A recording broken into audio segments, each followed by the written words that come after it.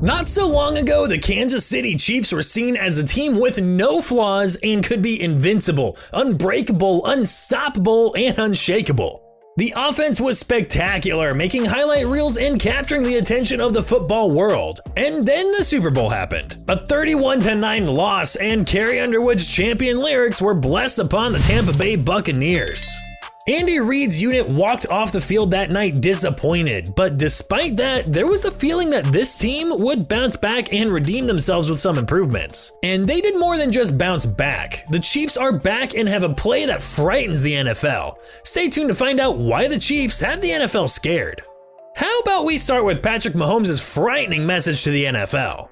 Somehow, someway, we doubted this Kansas City Chiefs team after a rough start to the 2021 season, specifically after Patrick Mahomes kept throwing interceptions.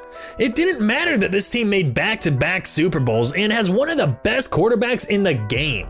Well, the Chiefs' game against the Raiders was a scary sight for the NFL, as Mahomes and the Chiefs delivered during primetime in Sin City. The Las Vegas Raiders were simply no match on the evening, and the back-to-back AFC champions cruised to a 41-14 victory at Allegiant Stadium. With that win, the NFL needs to open its eyes and realize that this Chiefs team is back. It had been a rough beginning of the season, and that's an understatement. Mahomes kept turning the ball over, Travis Kelce and Tyreek Hill posted duds more often than not, and their defense kept getting beat up week after week.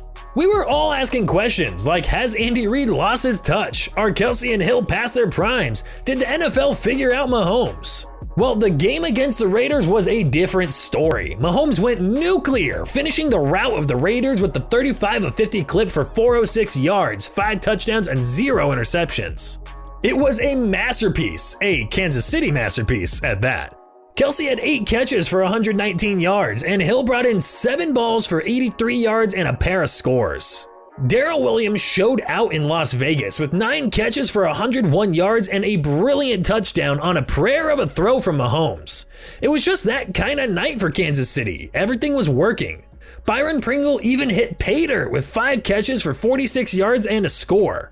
That Sunday night, Mahomes flipped the script and showed the world that he is still one of the best players in the NFL, as if that was ever in doubt to begin with. It was all smiles for the Chiefs after the victory. Somehow, this was the 3rd straight win for Kansas City, although it was reminiscent of the teams brought to the Super Bowl during the past 2 seasons. After the game, Mahomes dropped a perfect description of how this team felt in a message that does not bode well for the rest of the NFL, especially the AFC. Mahomes' words were, "I think the whole team got that swag back." Yeah, that's not what the rest of the league wants to hear, and it comes on the heels of Mahomes saying he would be aggressive. Another reason why the NFL should be scared of the Chiefs is their blossoming defense following the win over the Cowboys. The Chiefs' game against the Cowboys wasn't about an opponent missing some star players. It was about a hungry defensive line, applying relentless pressure, an aggressive secondary suffocating potential targets, and a defensive coordinator finding his fastball again. We've spent much of the season wondering if the Kansas City Chiefs defense could stop being a liability for this team. A 19-9 win over the Dallas Cowboys showed us why this unit suddenly is blossoming into a legitimate strength. If this NFL season has taught us anything, it's that you can't predict what's going to happen from one week to the next. The Chiefs' defense is now one more piece of startling evidence in that trend. This is the same bunch that couldn't stop anybody through the first 7 weeks of the season. Today, that unit is vastly improved, as it just stifled the most prolific offense in the league. The Cowboys came into the contest averaging 31.6 points and 433.9 yards a game. They left fully aware that they found the wrong time to run into a Chiefs team that had won 4 straight games. The Chiefs really have been building toward this type of performance over the past couple of months. It's just that they hadn't provided this level of proof of their improvement. They beat a New York Giants team that was missing most of its best skilled players, a Green Bay Packers team that was without star quarterback Aaron Rodgers, and a Las Vegas Raiders team that had released its best deep threat, Henry Ruggs III, after a car he crashed resulted in the death of a woman in that city. In other words, there was always a legitimate reason to wonder about how real this defense had been. This was the game that validated all the positives for the Chiefs, even though Dallas was missing left tackle Tryon Smith and wide receiver Amari Cooper, and also lost wide receiver CeeDee Lamb to a concussion at halftime. It wasn't solely about the points allowed, it was about the confidence, the pride, the sheer belief that the Chiefs now have on that side of the ball. Go back a couple of months and these defenders were blowing coverages, whiffing on tackles, and failing to make any opposing quarterback fear what could happen when he dropped back to pass. It's not hard to determine what has led to such a drastic change in productivity. For one, the Chiefs have put better personnel on the field. In recent weeks, they've leaned more on younger, athletic players as safety Juan Thornhill and linebackers Willie Gay Jr. and Nick Bolton have become steady difference makers. They've also benefited from injured players becoming healthier, with defensive end Frank Clark and cornerback Shavarius Ward falling into that category.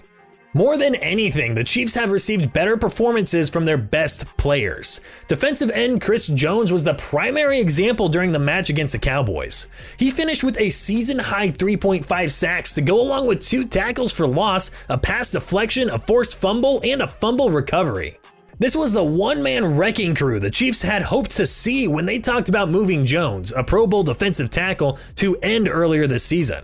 Jones is now playing more as defensive coordinator Steve Spagnuolo has envisioned, switching Jones from inside to outside based on matchup opportunities.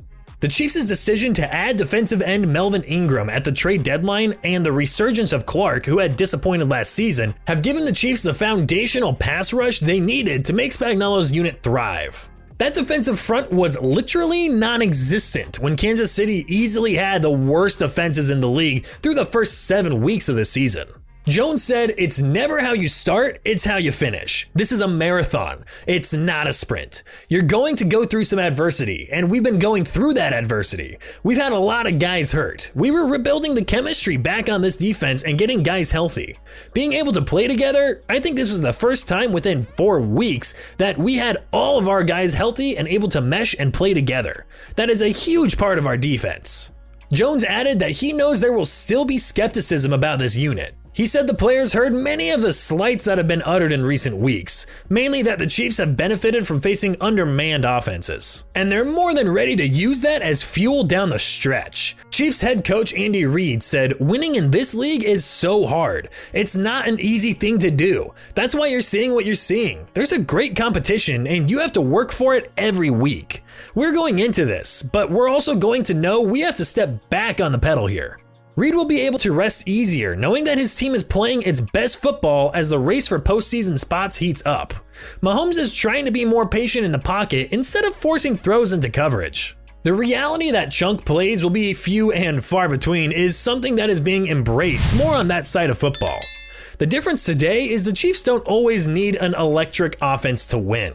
If teams are going to contain Mahomes and his weapons, or if that bunch has a bad day, there are other options available moving forward.